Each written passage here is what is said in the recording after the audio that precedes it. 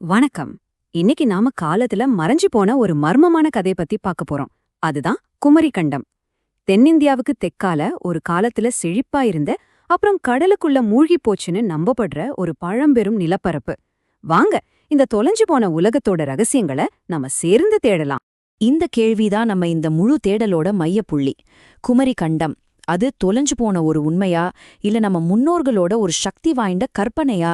ஒரு பக்கம் இலக்கியம், இன்னொரு பக்கம் அறிவியல். இந்த ரெண்டுக்கும் நடுவுல இருக்கிற இந்த சுவாரஸ்யமான பயணத்துல வாங்க பதில் என்னன்னு தேடுவோம். சரி, வாங்க விஷயத்துக்குள்ள போலாம். இந்த குமரி கண்டம்ங்கிற எண்ணம் முதல்ல எங்க இருந்து தான் வந்துச்சு? நம்ம முதல் ஸ்டாப் நம்மளோட பழங்கால தமிழ் இலக்கியங்கள் விவரிக்கிற அந்த உலகம்தான். அப்ப குமரி கண்டம்னா என்ன? தமிழ் இலக்கியம் என்ன சொல்லுதுன்னா, இது வெறும் ஒரு நிலப்பரப்பு மட்டும் இல்லைங்க, இது ஒரு நாகரிகத்தோட ஆரம்ப புள்ளி. நம்ம தமிழ் மொழியோட மிக முக்கியமான இலக்கிய கூட்டங்கள், அதாவது முதல் 2 சங்கங்கள் அங்கதான் நடந்துச்சுன்னு ஒரு ஆழமான நம்பிக்கை இருக்கு. சும்மா கற்பனை பண்ணி பாருங்க. குமரி கண்டம்ங்கிறது ஏதோ சின்ன தீவு கிடையாது. நம்ம இலக்கியங்கள் சொல்றது ஒரு பிரம்மாண்டமான உலகத்தை பத்தி. அதுல 49 தனி நாடுகள் இருந்துச்சாம். பருளி, குமரின்னு பெரிய ஆறுகள் ஓடிச்சாம். 7 பெரிய மலைகள் இருந்துச்சாம். அப்பப்பா, கடலுக்கு அடியில இப்படி ஒரு முழு நாகரிகமே, ஒரு பேரரசே இருந்திருக்குன்னு நம்ம முன்னோர்கள் பாடியிருக்காங்க. கடல் கொண்ட தென்னாடு, இந்த ஒரு வரி போதும் அந்த மொத்த சோகத்தையும் அந்த பெரிய இழப்பையும் நம்ம மனசுல கொண்டு வர. நம்ம பல இலக்கியங்கள்ல இந்த வரி திரும்ப திரும்ப வரும். ஒரு பெரிய நிலத்தை கடல்கோள், அதாவது கடல் சீற்றம் எப்படி மெல்ல மெல்ல உள்ள வாங்குச்சுங்கிற அந்த வலியான நினைவை இது சொல்லிக்கிட்டே இருக்கு. ஆனா இது ஏதோ சுனாமி மாறி ஒரே நாள்ல நடந்த அழிவு கிடையாது. இலக்கியங்கள் படி இது பல 100 வருஷமா கொஞ்சம் கொஞ்சமா நடந்திருக்கு. கடல் மெதுவா, ரொம்ப மெதுவா ஊர்களையும் நிலங்களையும் தின்ன ஆரம்பிச்சிருக்கு. இது ஒரு மெதுவான, ஆனா யாராலையும் தடுக்க முடியாத ஒரு பேரழிவு.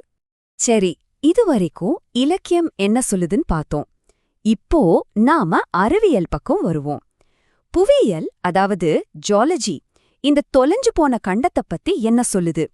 நிஜமாவே கடலுக்கு அடியில ஒரு கண்டம் ஒளிஞ்சிருக்கா? ஓகே, இப்போ ஒரு முக்கியமான விஷயத்தை தெளிவுபடுத்திக்கணும். நிறைய பேர் லெமூரியாவையும் குமரி கண்டத்தையும் ஒன்னுன்னு நினைச்சு குழப்பிக்கிறாங்க. லெமூரியாங்கிறது 19ஆம் நூற்றாண்டுல வெஸ்டர்ன் சயின்டிஸ்ட் உருவாக்குன ஒரு தியரி. ஆனா பிளேட் டெக்டானிக்ஸ் வந்ததும் அந்த தியரி தப்புன்னு நிரூபிச்சிட்டாங்க. ஆனா குமரி கண்டம் அப்படி இல்ல, அது நம்ம தமிழ் இலக்கியங்கள்ல இருந்து வந்த ஒரு கருத்து. ரெண்டும் ஒன்னு கிடையாது, வெவ்வேறு.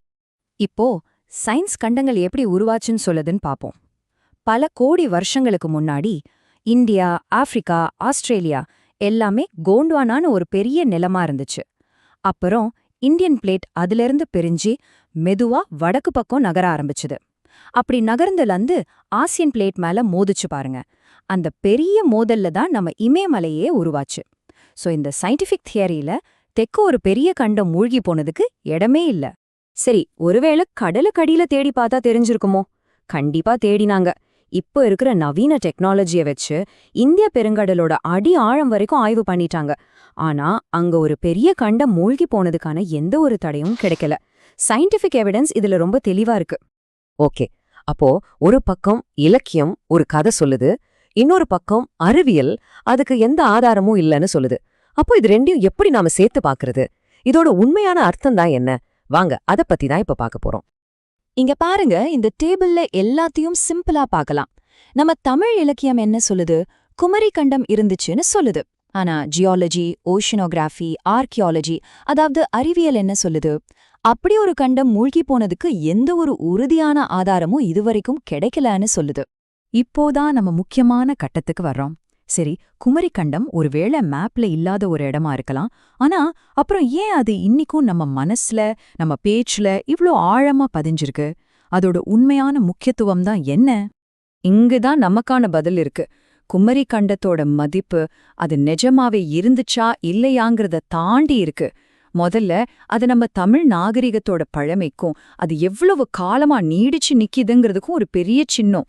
இன்னொன்னு, ஒருவேளை இது நம்ம முன்னோர்களோட ஒரு கூட்டு நினைவா இருக்கலாம். அதாவது பல ஆயிரம் வருஷத்துக்கு முன்னாடி கடல் மட்டம் ஏறினப்போ கடற்கரையோர நிலங்களை இழந்திருப்பாங்க இல்லையா?